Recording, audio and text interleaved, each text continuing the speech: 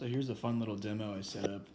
It's a capacitive gauge, as you can see, just sort of sitting in this V block here, and it's got a small gap, and it's probing the position of this 1, 2, 3 block, which is just, they're both just resting on this aluminum bar, which is cantilevered across these two other 1, 2, 3 blocks.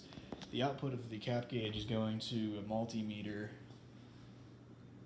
and that's just a nice high resolution way to read the voltage, and it's being plotted on my computer here. So you can see we're in no particular unit. I mean, it's volts, but I haven't calibrated the displacement, but I can assure you it's very, very high resolution. Anyway, you can see we're pretty level right now, but let's see how much this 1.5 inch thick bar of aluminum that's maybe 8 inches spanned across this thing can deflect from the force of this pencil pushing right in the middle of it. You can imagine if I press down, it will sag in the middle, and that will cause the block to tilt inwards and the cap probe to tilt inwards. So I'm going to do that. Press down with this pencil just like this, and you can watch on the screen as I do that. I'm probably not applying more than 5 pounds of force. Let off, I'll push down again, let off, okay? So you can see very clearly that even on such a rigid part, something that we would oftentimes just consider as completely inflexible, it does indeed move some amount. Whether that's nanometers or microinches, I couldn't say, because I didn't feel the need to calibrate this on such a casual occasion. What I'm really interested in demonstrating is how impressive thermal strains are, because we all know about them, but sometimes it's sort of like the scapegoat when nothing else makes sense. The answer is it was probably a thermal expansion thing that caused thermal drift, thermal expansion, whatever, and we just sort of blame stuff on it, but it's really fun to see it. So what I've got here in my hand, that I've been holding this other small piece of aluminum. It's heating up in my hand. I've been holding this for the past few minutes. What I'm going to do is I'm just going to set it right here. Look at that. Look at what is happening. That piece of aluminum that is no more than 98 degrees body temperature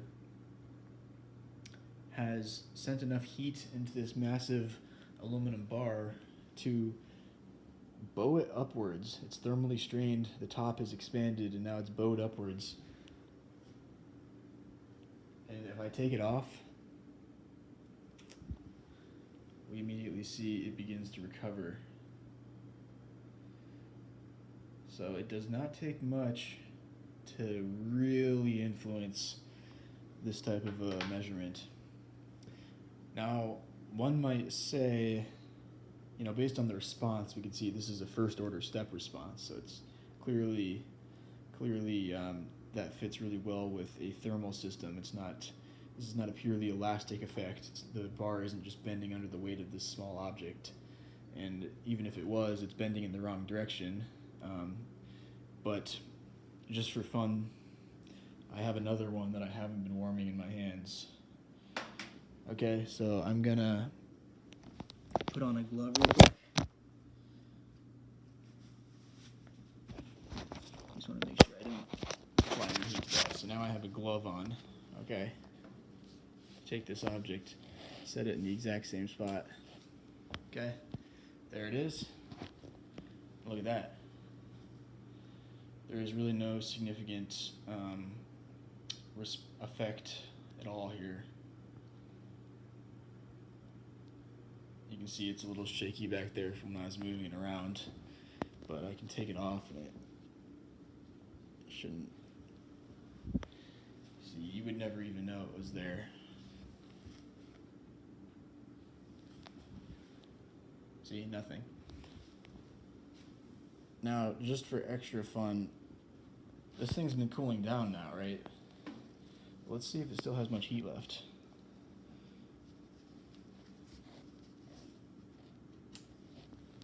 Just put it back there. The second I put it on, you get that. Right there. That's when I put it on.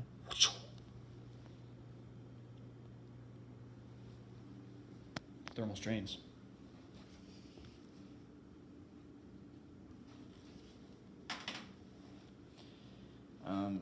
You can see I also have a lighter here.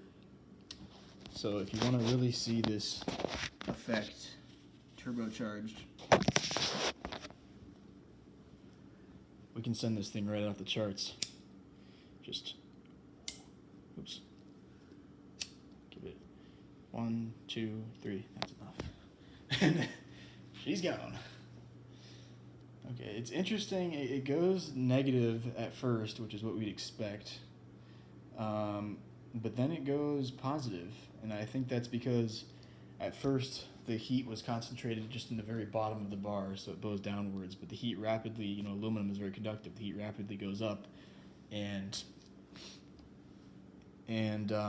that stretches the length of the bar out, which is sort of that's the same effect that we would have gotten if the bar was just bowing upwards. In either case, the cap gauge is separating from the block. So that's why you get that really interesting down going and then up going response. We can do it again just for fun, although my computer did turn off. So since I'm going to go a little bit more extreme on this one, let's just get some better limits.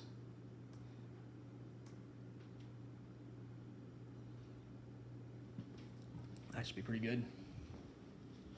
Okay. 1, 2, 3, 4, 5. Okay, zoom in a little bit more. Yeah, see, it's a pretty neat response, I think. 5 seconds of lighter.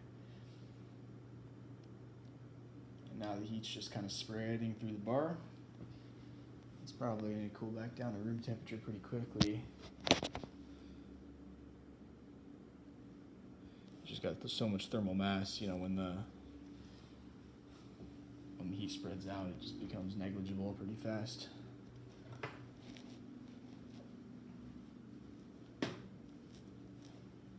So yeah,